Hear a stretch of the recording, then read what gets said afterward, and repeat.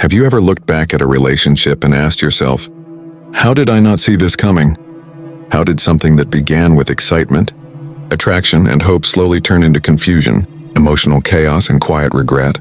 Before we go any further, let me ask you for one small favor. If you're someone who wants clarity in love, if you want peace instead of drama, and if you believe relationships should make your life stronger, not weaker, then subscribe to this channel and like this video. And most importantly, watch this video until the very end, because what we're about to talk about has the power to completely change your love life. This isn't a video about hate. This isn't a video about insulting women. This is a video about wisdom, about behavior patterns, and choices that Marcus Aurelius warned us about nearly 2,000 years ago. Because Stoicism was never about attacking people, it was about understanding human nature. So you don't destroy your own life by ignoring it. Marcus Aurelius once wrote that people don't harm us intentionally, they harm us out of ignorance. And ignorance, when left unchecked, becomes the most expensive mistake a man can make in love.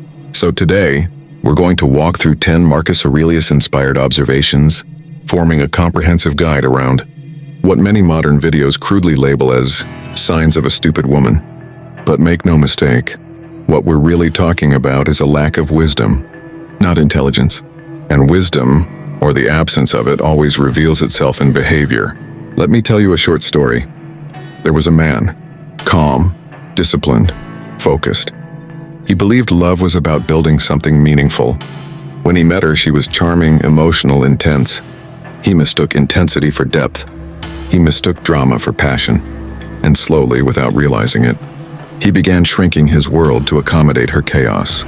Marcus Aurelius would have warned him, but he didn't listen. Let's begin. The first sign Marcus Aurelius would have pointed out is this: a woman who is ruled entirely by emotion and refuses responsibility for her actions. Marcus Aurelius said, "You have power over your mind, not outside events. Realize this and you will find strength." Wisdom begins where emotional regulation begins. A person who cannot control their reactions will always try to control others instead. In the story, every disagreement turned into a storm. Every boundary became an insult. Every consequence was someone else's fault. She didn't reflect, she reacted. She didn't learn, she blamed.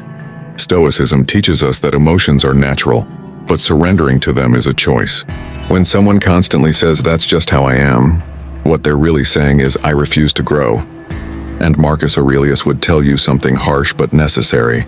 You cannot build a peaceful life with someone who is addicted to emotional chaos. The second sign is the inability to tolerate truth. Marcus Aurelius wrote, "If someone can prove me wrong and show me my mistake, I will gladly change." Wisdom welcomes correction. Stupidity, lack of wisdom, takes correction as an attack. In the relationship, the man learned quickly that honesty was dangerous. If he expressed discomfort, he was called controlling. If he expressed concern, he was called insecure. Truth became a threat. A wise person listens even when it hurts. An unwise person manipulates reality to protect their ego. Marcus Aurelius reminds us that the ego is the enemy of peace. When someone cannot accept truth, they will rewrite events, twist intentions, and slowly gaslight you into silence. The third sign is prioritizing validation over values. Marcus Aurelius believed deeply in inner approval.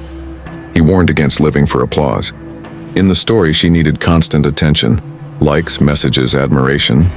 Her self-worth rose and fell with how others perceived her. And slowly, the man realized something painful. He was no longer competing with other men. He was competing with strangers. Stoicism teaches that a person who depends on external validation will always betray internal values. They will flirt for attention. They will provoke jealousy for reassurance. They will test boundaries not because they hate you, but because they don't know who they are. Marcus Aurelius would tell you this: never attach your peace to someone who doesn't know how to sit alone with themselves. The fourth sign is confusing freedom with irresponsibility. Stoicism celebrates freedom, but disciplined freedom. Marcus Aurelius ruled an empire yet lived with restraint. In the relationship, any expectation was labeled oppression. Commitment felt like a cage to her. Accountability felt like control. She wanted the benefits of loyalty without the discipline of it. A wise woman understands that true freedom comes from self-mastery. An unwise one runs from structure and calls it independence. Marcus Aurelius warned that people who reject discipline eventually become slaves to impulse, desire, and regret. The fifth sign is the inability to delay gratification. Marcus Aurelius practiced restraint daily. He denied himself luxury to strengthen his character. In contrast, she wanted everything now: immediate pleasure, instant reassurance, quick excitement. If something required patience, it was abandoned. If something felt boring, it was replaced. Stoicism teaches us that those who cannot endure boredom will never build anything meaningful. Love is not constant excitement. It is consistency. Marcus Aurelius would remind you, the person who cannot sacrifice short-term pleasure for long-term stability will eventually sacrifice relationships for fleeting emotions. The sixth sign is playing the victim in every story. Marcus Aurelius warned against self-pity. He saw it as weakness disguised as suffering. In every conflict, she was the victim. Every past relationship ended because the man was toxic. Every failure was caused by someone else. Wisdom asks, what did I do wrong? Stupidity asks, why does this always happen to me? Stoicism teaches radical responsibility. If someone never takes responsibility, they never change. And when you love someone who refuses responsibility, you eventually inherit their chaos. The seventh sign is disrespect disguised as honesty. Marcus Aurelius valued truth but never cruelty. She said hurtful things and called it being real. She insulted and called it joking.